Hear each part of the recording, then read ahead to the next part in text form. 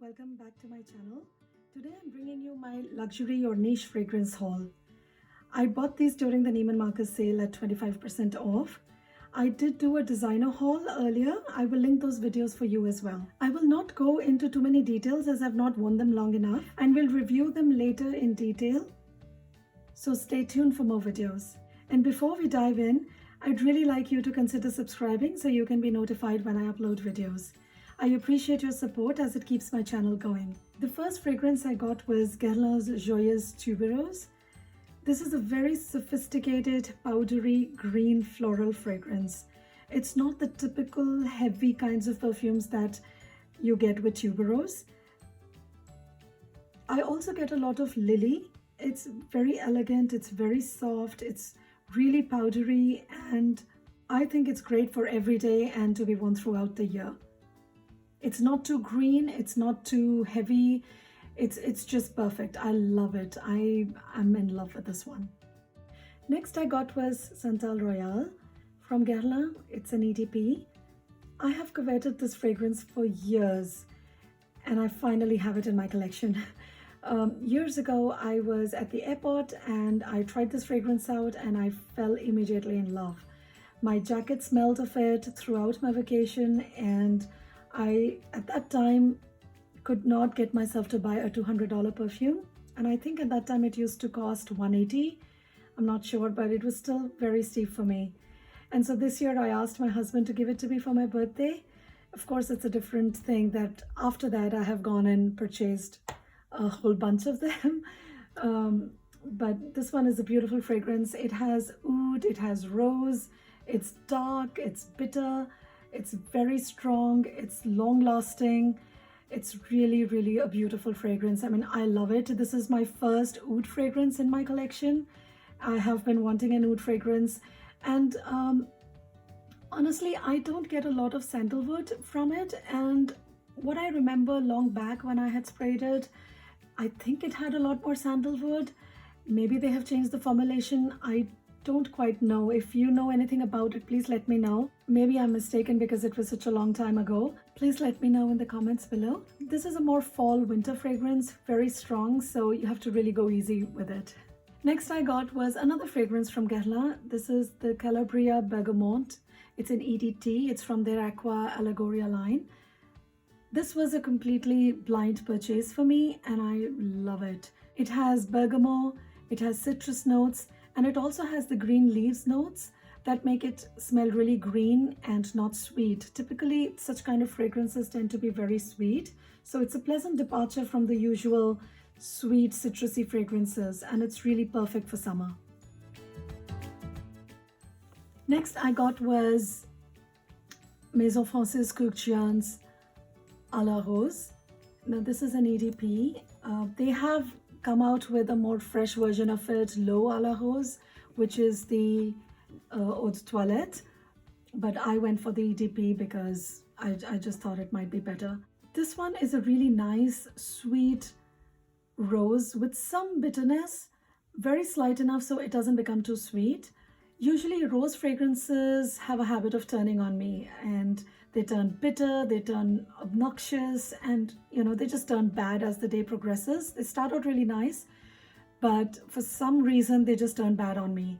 But this one reaches a point where it might get bad, but it stops right before it. I hope it makes some sense. Basically, it's a very well-crafted rose fragrance.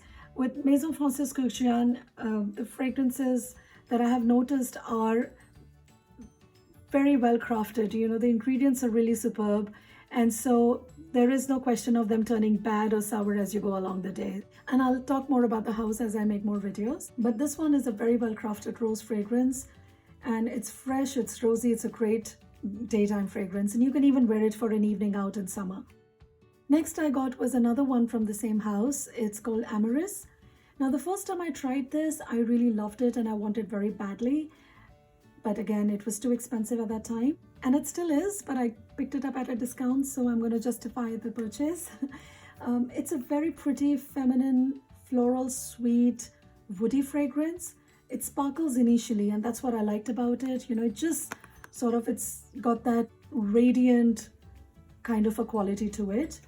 and then it becomes a sweet woody fragrance, and it's really nice. And I think it's again an all year round fragrance, more maybe for a cooler weather. Next I got was the Maison Francis Couturier wardrobe for her. I just don't have anything from this house, and I thought this would be a great opportunity for me to, discover some scents that they have, because this is a brand that has been talked about so much on YouTube. Everybody has a fragrance from it. Any perfume lover has to have something from this house in their collection, it seems. And I just wanted to try it. I did have, I did get the A La Rose and Amoureuse, but I wanted to try others, especially the most talked about Baccarat Rouge. Now, I did try that in the store once, but I think I was mentally not ready to spend that kind of money, and so I chose not to like it. And I also don't like gourmand fragrances, so I didn't think it was for me, not worth the money. And to my no surprise, I still feel the same. It's just not for me, and I can get into more of these thoughts about the whole house and all of these fragrances. I will talk about more in detail about all of these fragrances in another video. Next I got was the Armani Prive P1 Chuchu. I'm not sure how you pronounce it, so I apologize. Now these are an EDT. This is another one that I had tried long back and I had wanted it. I thought it was really pretty. I love peony notes in perfumes. However, now I'm finding it to be too sweet and sour. Sweetness, I guess I could still handle, but it's the sourness that just is not working for me at this point. And I think it's because it has raspberry, and maybe that's what's making it sour. I get a lot of raspberry, patchouli, amber, flowers, of course. Maybe I need to try it on a cooler day. And because it's an EDT, it doesn't last very long. So that's something to keep in mind if you consider purchasing it. Next I got was Armani Prive Rose Milano. This is also an EDT, but I love this one. It's a very soft, fresh, powdery rose fragrance, and this was a blind purchase too. I have been looking for a good rose fragrance. It's, I would say, quite different from A La Rose. This is what I've been wearing these days. It smells really nice on clothes. It smells good on me. And it's supposed to have patchouli, but I barely get that, thankfully. It's a very subtle, delicate, elegant fragrance, and it stays really close to the skin. And it kind of forms sort of like a cloud of rosy, powdery scent, which is really amazing. And I get whiffs of it throughout the day, and I'm loving it. I'm really enjoying this one, you guys. Then I got the Italia Colognes Pacific Lime. Now this is a Cologne Absolute. It's a very fresh, citrusy, sweet, green, coconutty fragrance. It's a lot sweeter than the Calabria Bergamot by Gala. It's very refreshing, just like one of those got out of the shower, but not soapy fragrances. I really like it. Now I'm going to talk about more, heavy, heady fragrances. So far I've been covering the nice, citrusy, fresh, elegant fragrances. Now these are like the powerhouse fragrances. First is Tom Ford Jasmin Rouge. This is an eau de parfum. I love this one because I love jasmine. This has jasmine, ylang-ylang, spices, a bit of leather, and all the good stuff that makes it very sensual and heady. This is not your everyday fragrance unless that's the kind of stuff you rock on a daily basis. But I really love it. It is a bit similar to Ralph Lauren's Blue, Lauren Blue. I have that one as well. So maybe I'll do a comparison between the two in one of the videos. So stay tuned and subscribe, please. Then I got Robert Piguet's Haka. This is an eau de parfum. Now this is another really heady fragrance, but this one contains tuberose. That was jasmine, this is tuberose. As you can tell, I love my white flowers. But this is a bit green, and it's sweet, and it's really loud and explosive kind of a fragrance. This, from what I've heard, this used to be banned in restaurants because it was so overpowering that it interfered with food.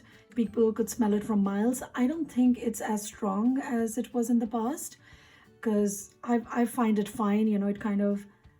It does mellow down as the day progresses. I love it. I mean, you know, tuberose and a bold tuberose, what else do you need?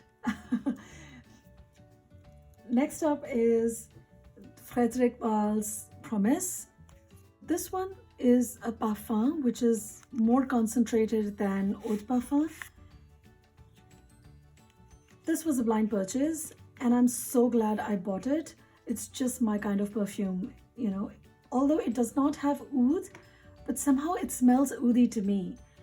And it has roses, it has woods, it has flowers, it has spices, it smells sweet, it smells incensey. It's just beautiful, and I am so glad I bought this one. It's very strong and it stays a really long time. It's just amazing, you guys. You should really try it.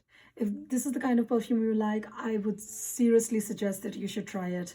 And this mini size is the perfect way to go because these do last a long time, and this is so strong you don't really need more than a spray or so.